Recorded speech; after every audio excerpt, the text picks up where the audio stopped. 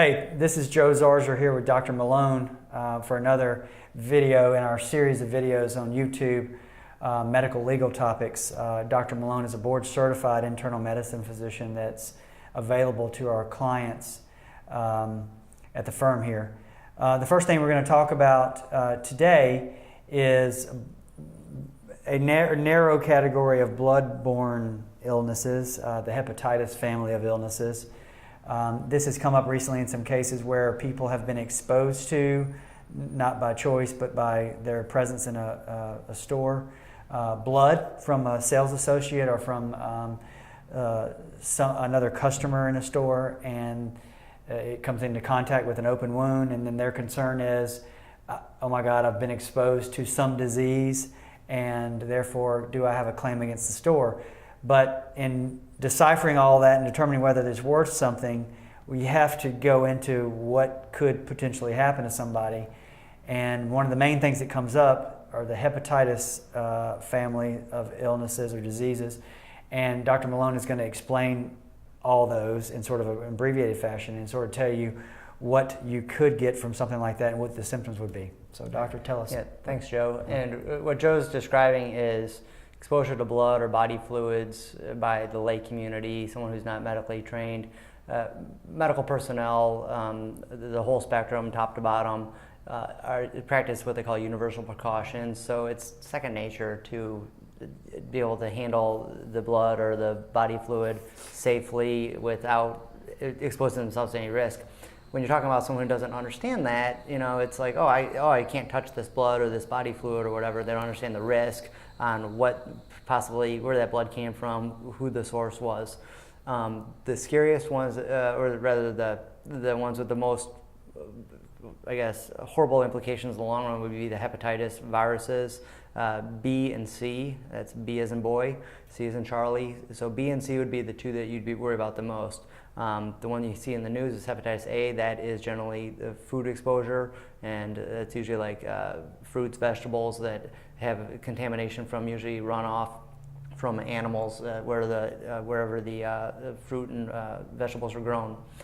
Anyhow, so B and C are blood-borne by body fluid transmission usually, and it can be simple as I have an open wound, there's fresh blood here that is infected, and the two meet, and that's how you can transmit right there.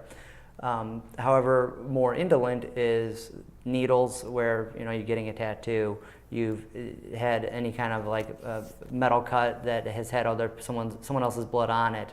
In the past, it's been blood transfusions, and that's many years ago, so it'd be more the baby boomer generation, not current day. So those are the things that are highest risk that are involve blood. Body fluid, it has to do with unprotected sex with someone who's infected.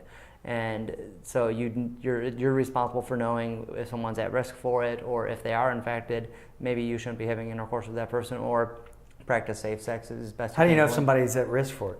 Well, and so IV drug user, IV drug abuse, if they've had many medical issues in the past where they've been in and out of hospitals, where they've had blood transfusions, they've had traumatic injuries which required surgery, things like that, where they could have been exposed. And again, it depends on when that all happened. If it was, would a condom protect somebody from that, or you're saying any bodily fluid like the saliva would also transmit it? Generally not saliva. Okay. But yeah, so you'd be looking at barrier protective methods. So that would be one way to try and limit the chance of transmission rather.